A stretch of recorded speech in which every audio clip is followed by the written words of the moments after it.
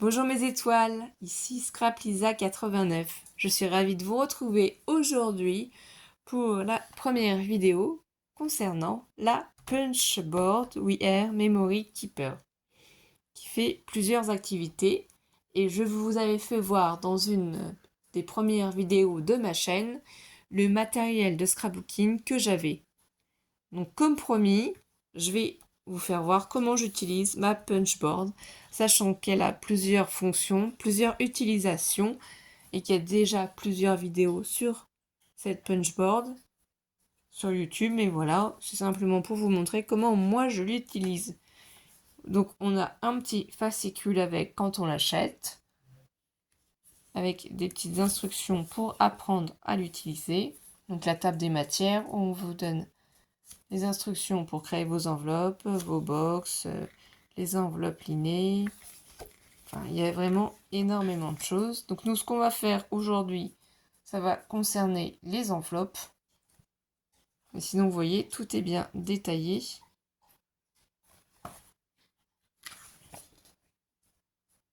Il vous détaille tout. Et vous avez juste les instructions à suivre pour apprendre comment faire. On peut faire aussi, évidemment, des nœuds avec. Donc j'avoue qu'au tout début, quand j'ai eu cette punchboard, comme j'avais pas de dies pour faire mes nœuds, c'est avec elle que je faisais mes petits nœuds, mes grands nœuds. Donc ça peut être sympa à faire aussi. Si je fais une petite vidéo pour faire les nœuds avec la punchboard si ça vous intéresse. Si c'est pas demandé, je le ferai peut-être pas forcément, hein. Mais voilà, tout est détaillé. Vous avez juste à suivre. Ensuite, les petites boîtes. Ça, j'avoue que c'est très pratique. Moi, j'ai testé la plus grosse partie des boîtes. Et du coup, j'en ai en modèle. Comme ça, quand en fait je fais des échanges ou des envois pour des copinettes, ça me permet de choisir la boîte qui serait adaptée à mon envoi. Je trouve que c'est joli aussi de recevoir des petites boîtes. Vous mettez des petites créations surprises dedans et c'est toujours plus sympathique quand c'est un colis que vous envoyez, parce que bien entendu, sous enveloppe, c'est un petit peu embêtant, mais voilà. Donc ça, je ferai une deuxième vidéo pour vous faire voir comment on fait les boîtes. Donc on vous explique les schémas, ce que ça doit donner. Et là, les enveloppes simples. Donc nous, on va faire les enveloppes simples et on va faire les enveloppes qui sont un petit peu bombées. Enfin, je ne sais pas comment vous dire. Il y a aussi ceux-là. C'est le même principe que les boîtes, les box, sauf qu'en fait, celle-ci, on perce pour en fait y mettre un petit nœud. Donc là, on a le schéma comment on procède. Ici, c'est pour faire des petites pochettes comme ça, hein. Donc c'est le même principe que l'enveloppe. Donc il y a certaines tailles qu'on peut prendre, c'est celles qui sont en rectangle, les enveloppes en rectangle pour les transformer comme ça, en pochette.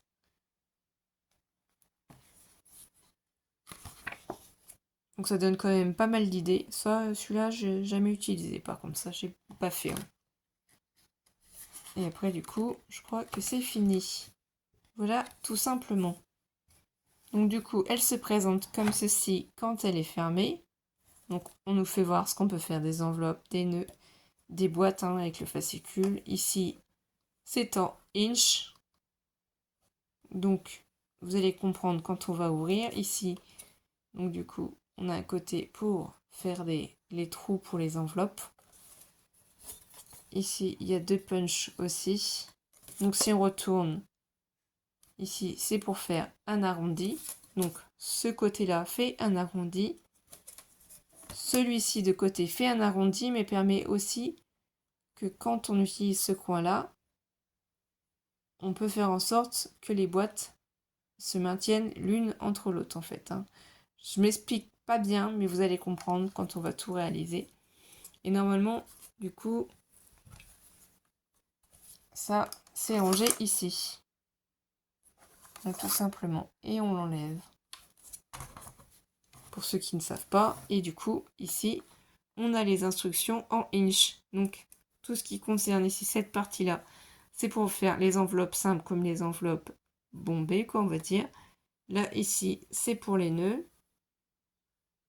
Et là, ici, donc du coup, c'est pour les boîtes. Et on retrouve les coloris qui correspondent aux enveloppes.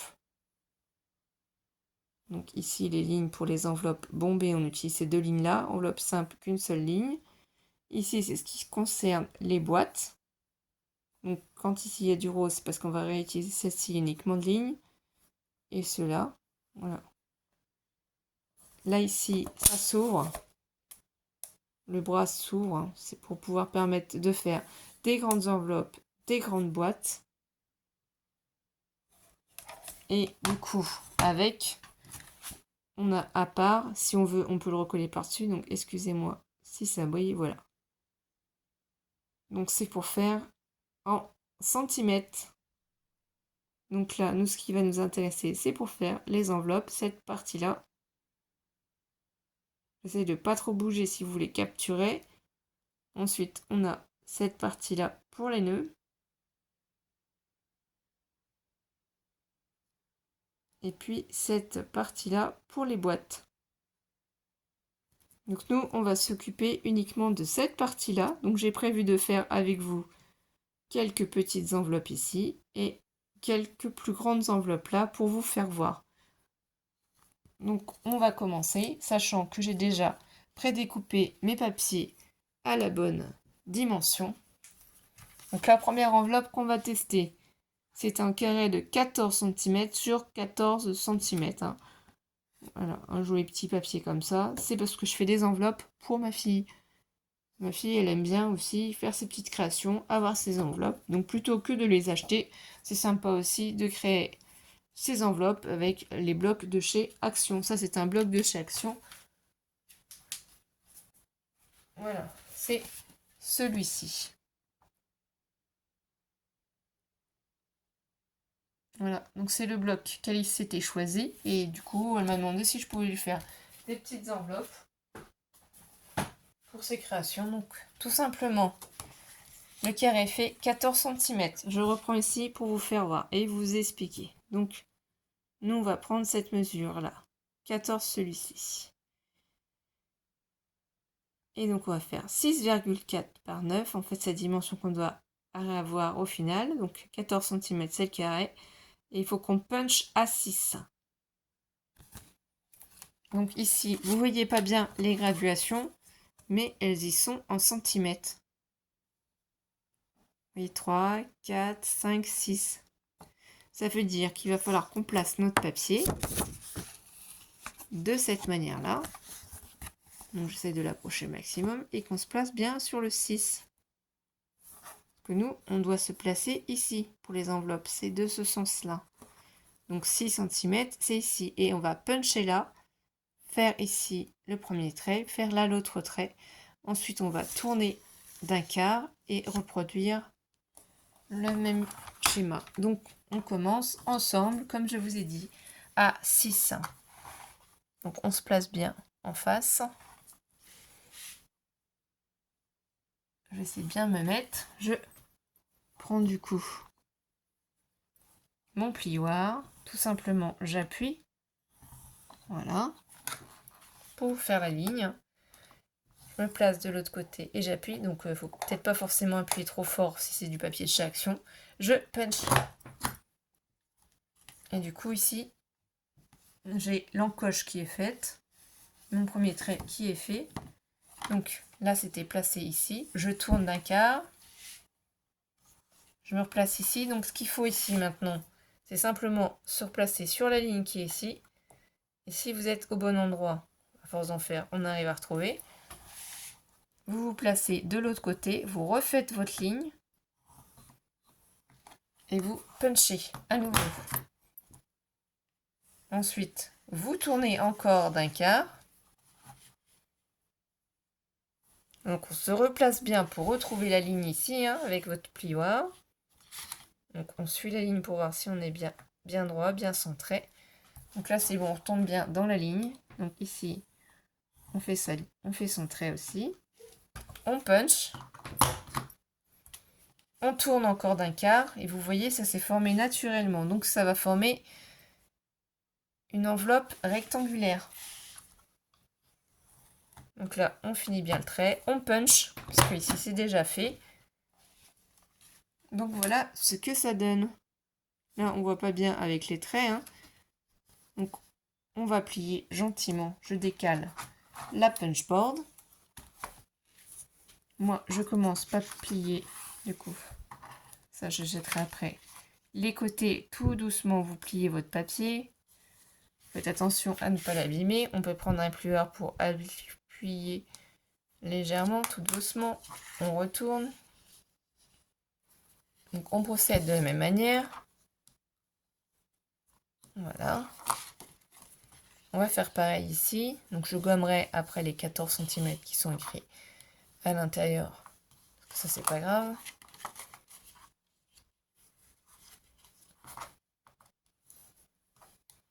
Donc là, on a formé notre petite enveloppe rectangulaire.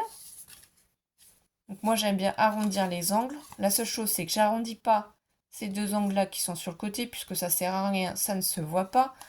Et du coup, ça permet aussi que ça se colle un peu mieux. Par contre, j'arrondis l'angle du bas et l'angle du haut. Donc ma punchboard se présente comme ceci. Je la retourne. Du coup, j'arrive de l'autre côté. Donc, si on se rappelle bien, c'est ce côté-là qui arrondit simplement les angles. Je place mon papier de ce côté-là et je punch. Et du coup, on a bien un joli angle.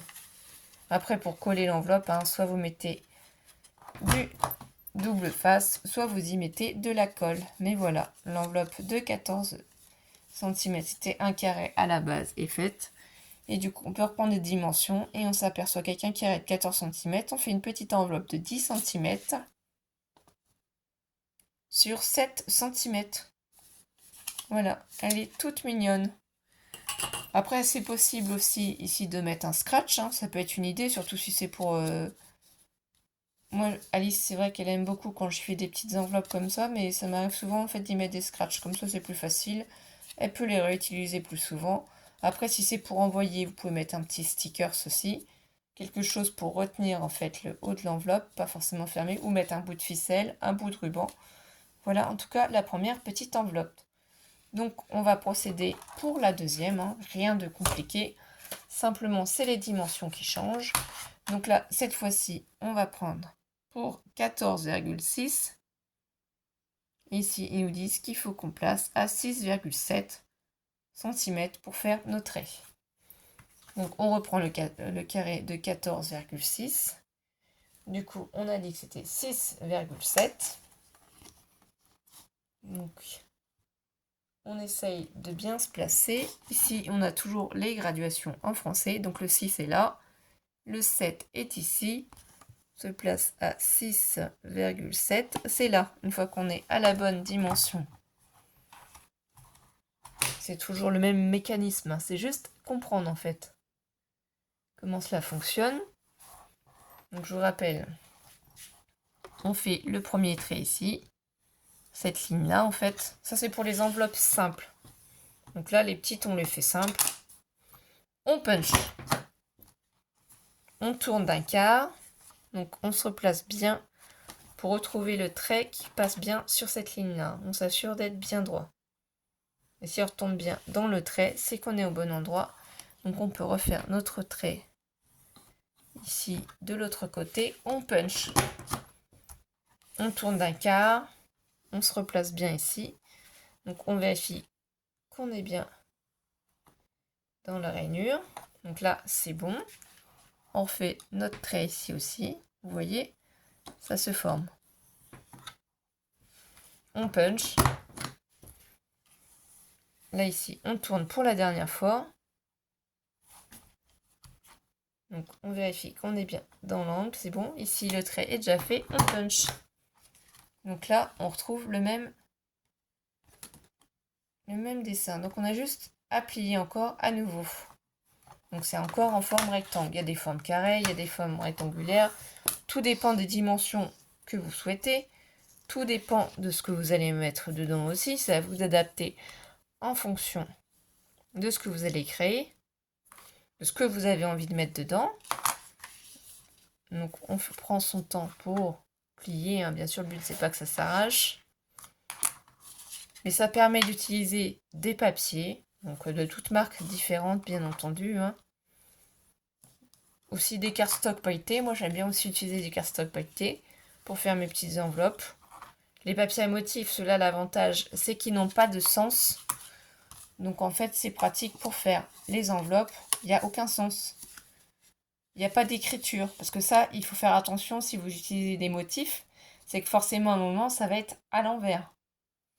Donc, c'est pour ça que moi, les motifs que j'utilise, ils n'ont pas de sens. Hein. C'est des fleurs toutes banales, voilà, ou c'est du papier pailleté. Donc, ici, de la même manière, je vais juste arrondir les angles du bas et du haut. Donc, on reprend la punchboard. Comme je vous ai fait voir tout à l'heure, je la retourne. Je la place bien et je vais donc prendre le papier. Je le mets bien de ce côté-là. Ça arrondit mon angle. Je procède de la même manière ici. Et voilà, les ongles sont arrondis. Donc je vais gommer après ce que j'ai écrit à l'intérieur. Déjà, voilà ce que ça donne. Donc c'est juste qu'il y en a une qui est plus haute et une autre qui est moins haute. On a déjà deux petites enveloppes comme ça. On va en faire une troisième en petit format et ensuite on va s'attaquer à trois plus grandes. Pour vous faire voir comment tout cela se fait. Donc celle-ci c'est 16 cm. Évidemment, comme vous pouvez constater quand je m'approche. Donc c'est ici hein, qu'on regarde. Le carré de 16 cm et on va puncher à 7. Donc ici on reprend bien la punchboard.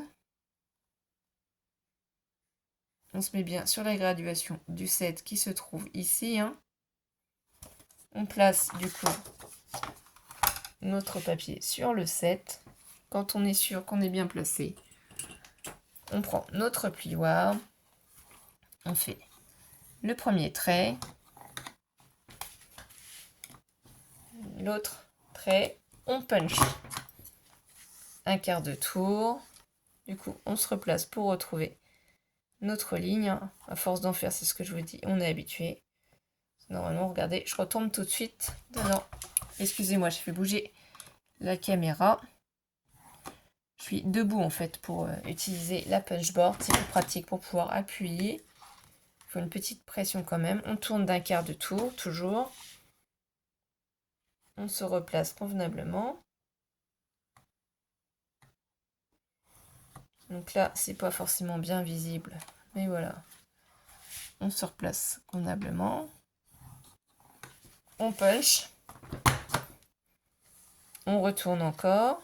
Donc là, les traits sont déjà faits si vous vérifiez, vous voyez.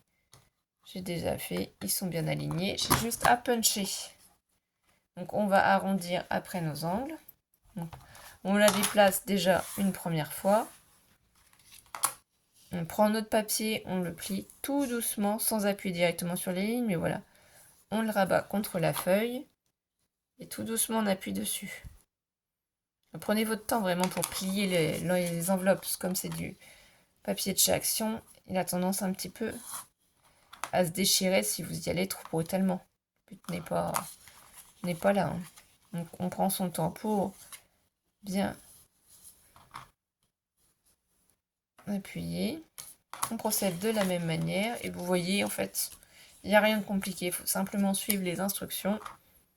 Donc ça, c'est les enveloppes simples. Donc on va arrondir encore les trois angles. Donc on retourne la punchboard. On replace, moi j'arrondis uniquement celui du bas et celui du haut. Voilà.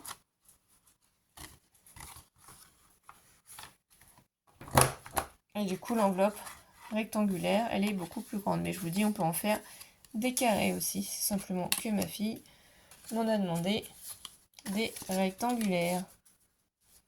Voilà, donc si on la superpose, vous voyez, elle est plus petite. Du coup, c'est joli. Vous pouvez les customiser en mettant des papiers. Donc ça, c'est les enveloppes simples. Donc là, on va passer aux enveloppes qui sont plus grandes, mais qui sont bombées. Hein. Je ne sais pas trop comment l'expliquer. Comment ils le marquent exactement, eux. me reçois des enveloppes tout simplement. Donc du coup, j'en ai déjà fait une première pour que vous puissiez comprendre. Ce que je voulais dire par bombé, c'est qu'en fait ici elles ont une épaisseur. Tout le tour elles ont une épaisseur supplémentaire. Comparé aux autres enveloppes qu'on a fait qui sont toutes plates. Où il n'y a pas d'épaisseur. Voilà. Là, il n'y a aucune épaisseur comparée à cette enveloppe-là. Donc celle-ci, c'est le plus grand modèle que j'ai fait. Il est où le papier?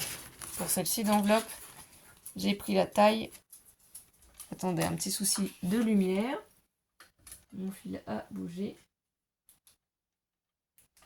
Voilà. Donc celle-ci, la taille, c'est 30,2.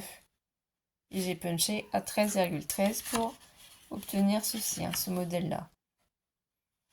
Donc là, c'est déchets intérieurs. Voilà. Donc, on va en faire 3 aussi. Alors, on va partir d'un carré de 28,3 cm.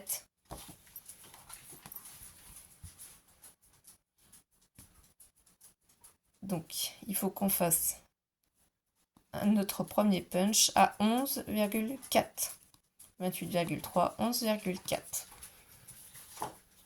Donc je prends l'enveloppe, hein, forcément vu qu'elle est plus grande, c'est pour ça qu'on a besoin du bras ici à rallonge. Hein.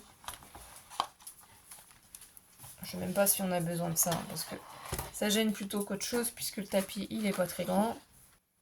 Donc on va l'enlever. Et on a dit qu'on se place bien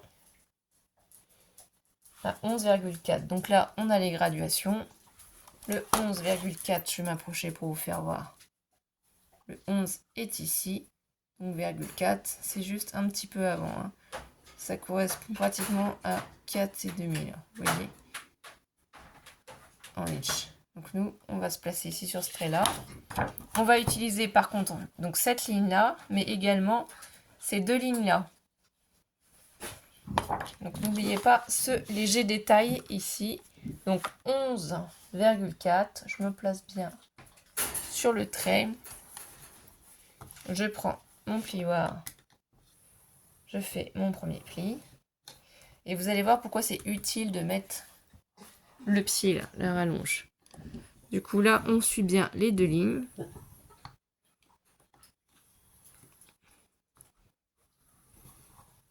Et on n'oublie pas de puncher. Donc ensuite, on tourne d'un quart. Nous, ce qu'il faut qu'on se place, c'est sur la première ligne là, ici. Cette ligne-là qui se trouve en bas, la plus basse, c'est celle-ci qu'il faut qu'on retrouve ici au milieu là.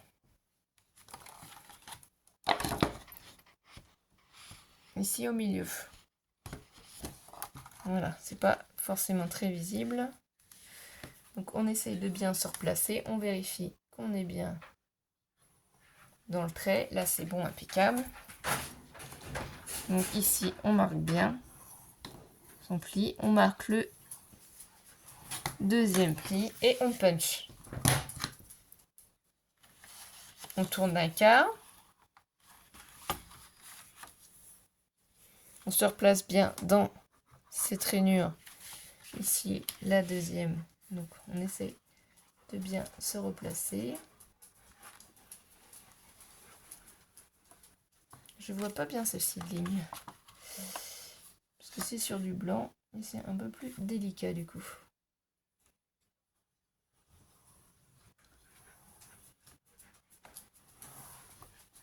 Donc là, on y est bien. On se place ici. On appuie bien sur la ligne pour bien qu'on puisse la voir. La deuxième ligne. Et on punch. Donc du coup, on tourne encore d'un quart l'enveloppe. Hein. Donc on se place bien parce que là, vous voyez, il y a déjà la première ligne qui est faite. J'ai un petit souci avec mon fil. Ça recommence. Bon, je vais plus avoir de lumière là, tant pis. Ça ne veut plus fonctionner. Il faut que je change mon pied. Donc Donc là, on appuie bien sur le trait et on punch.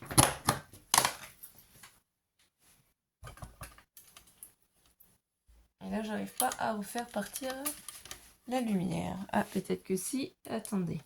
Si, ça y est, ça a marché. Donc là, on a terminé. On a les deux traits. 1, 2.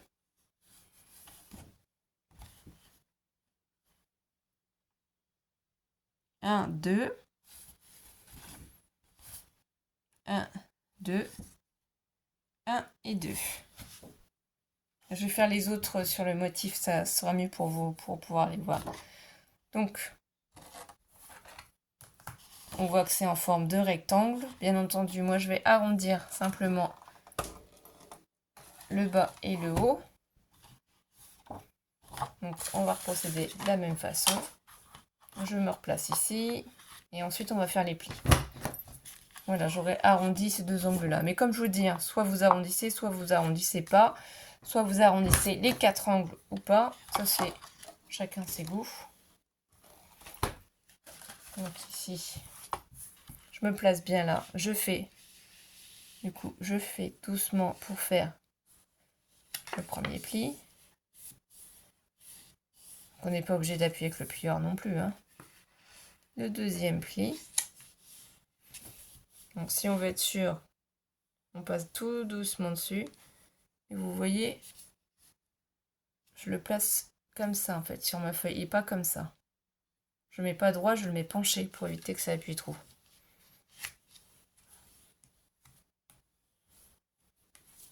Donc là, on voit bien que ça nous fait un bord. Donc ici, on doit avoir, je sais pas, 0,5 peut-être, hein. Oui, un peu plus de 0,5 cm.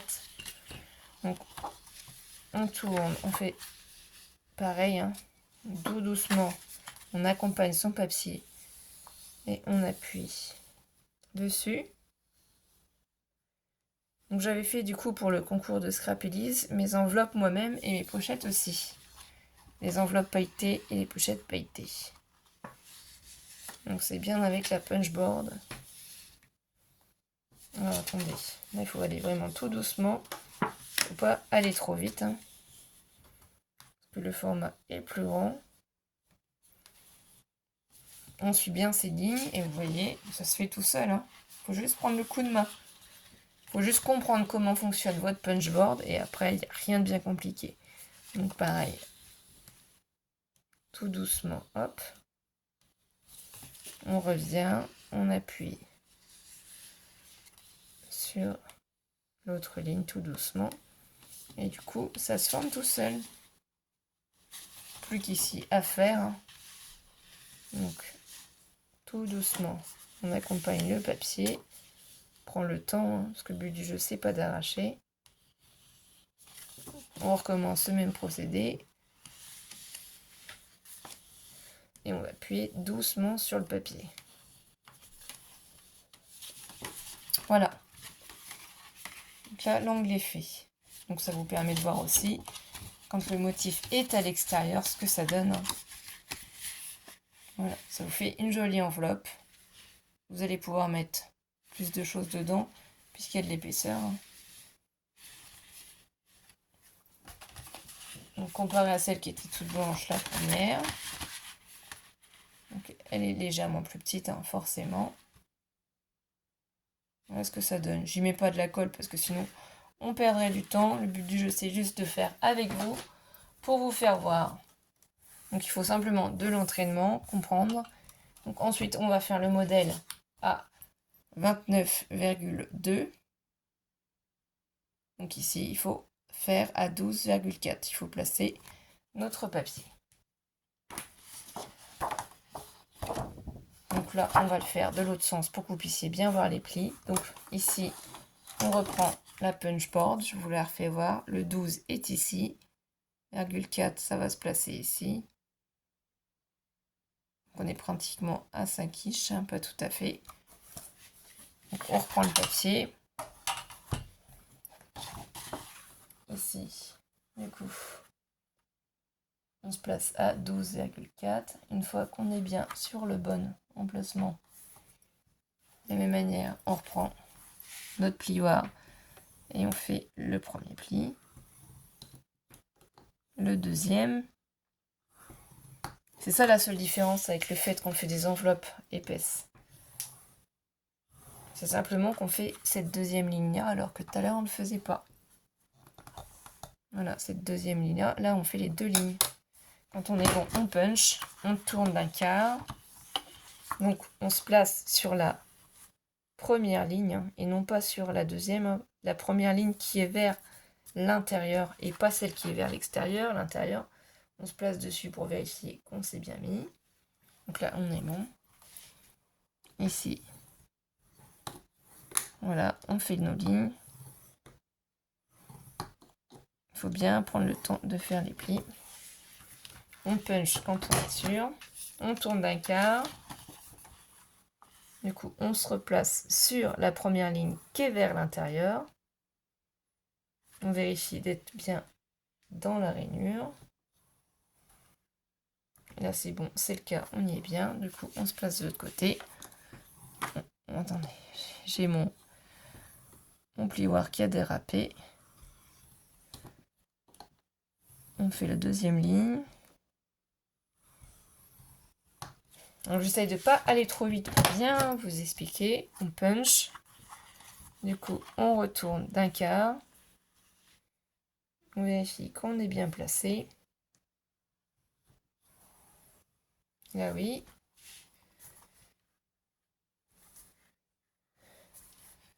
On vérifie dans celle-ci aussi. Attendez, je bouge un petit peu. Oui. Et là, ici, on fait cette ligne-là qui n'avait pas encore été faite. Et on punch.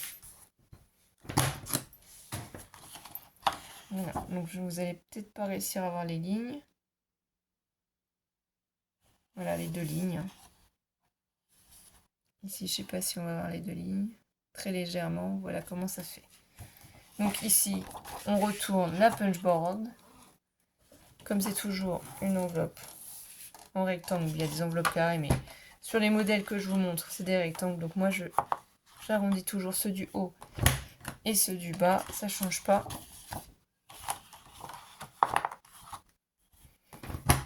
Voilà, je la repousse. Donc ici, tout doucement, j'accompagne le papier vers l'intérieur.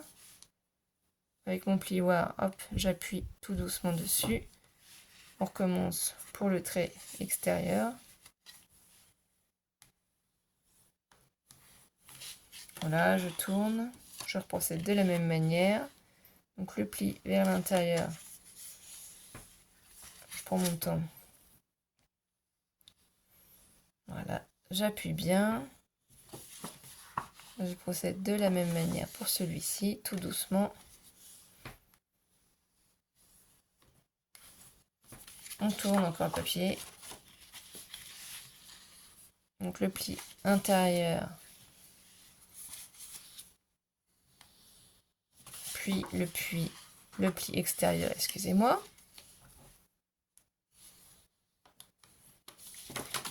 On tourne une dernière fois. Le pli intérieur.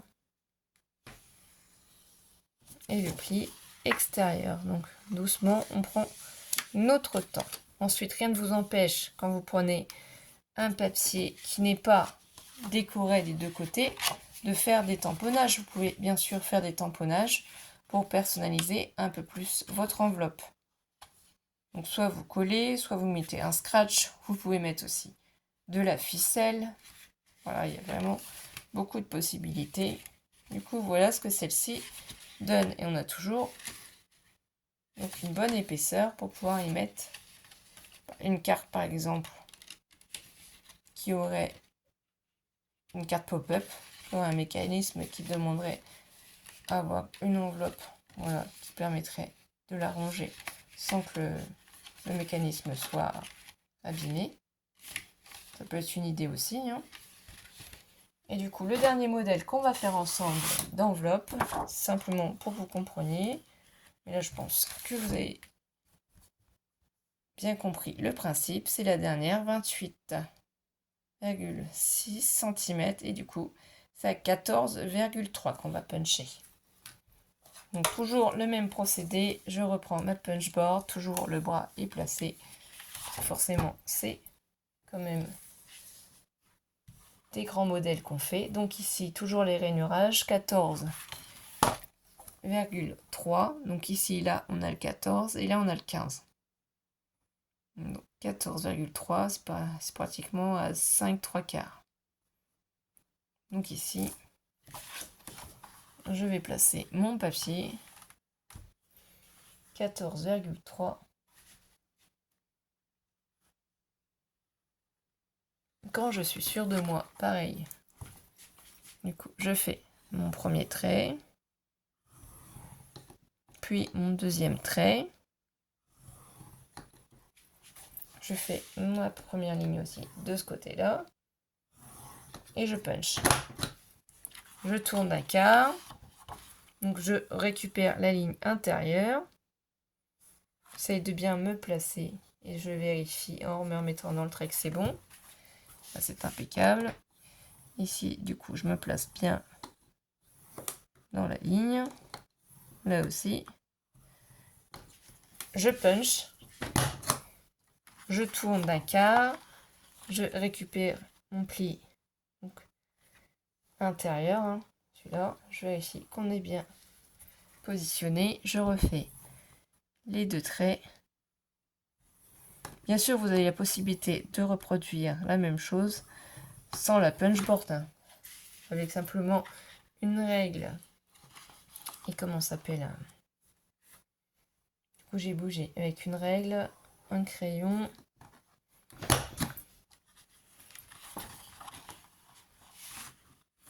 Vous pouvez le faire aussi avec un massicot. Donc là, on a tourné d'un quart. Je me replace bien sur les lignes, donc sur la ligne intérieure. Hein. Là, c'est bon. Vous n'êtes pas obligé de l'avoir. C'est seulement pour ceux qui désiraient l'acheter ou qui se posent des questions, qui ne savent pas comment ça fonctionne, parce que c'est vrai que c'est beaucoup plus simple, beaucoup plus rapide. On n'a pas trop à se poser de questions. Voilà. Et là, tout est fait. Donc, on a tous nos plis. Ça va former aussi une jolie enveloppe. Donc, on va d'abord faire tous nos plis. Et on verra après pour arrondir nos angles. Donc, le pli déjà intérieur, tout doucement, on se place. J'appuie avec mon plioir. Ensuite, le pli extérieur, tout doucement. Vous voyez, j'accompagne bien mon papier. Je prends le temps. Je tourne. Je procède de la même manière.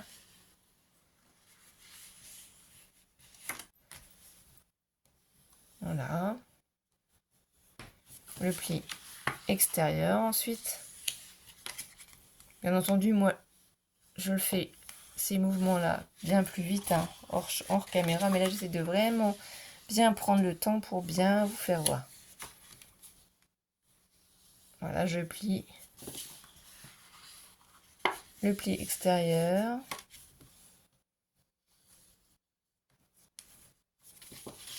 Et pour finir, ce côté-là.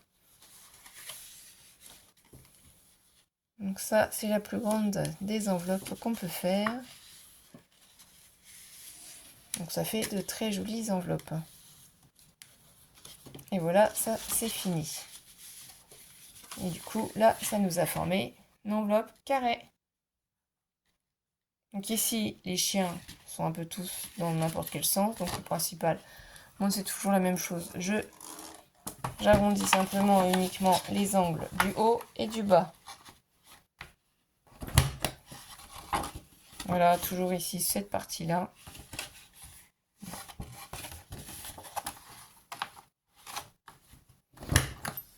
Et voilà. Donc ensuite, on peut refermer notre punchboard. Là, le bras, il se range ici.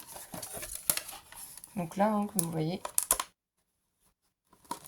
on le tire ici. Et on le range ici. Voilà. Et là, elle est pliée et rangée. Du coup, il n'y a plus qu'à mettre la colle après pour faire maintenir l'enveloppe. Donc on a fait celle-ci en grand format. Celle-ci aussi.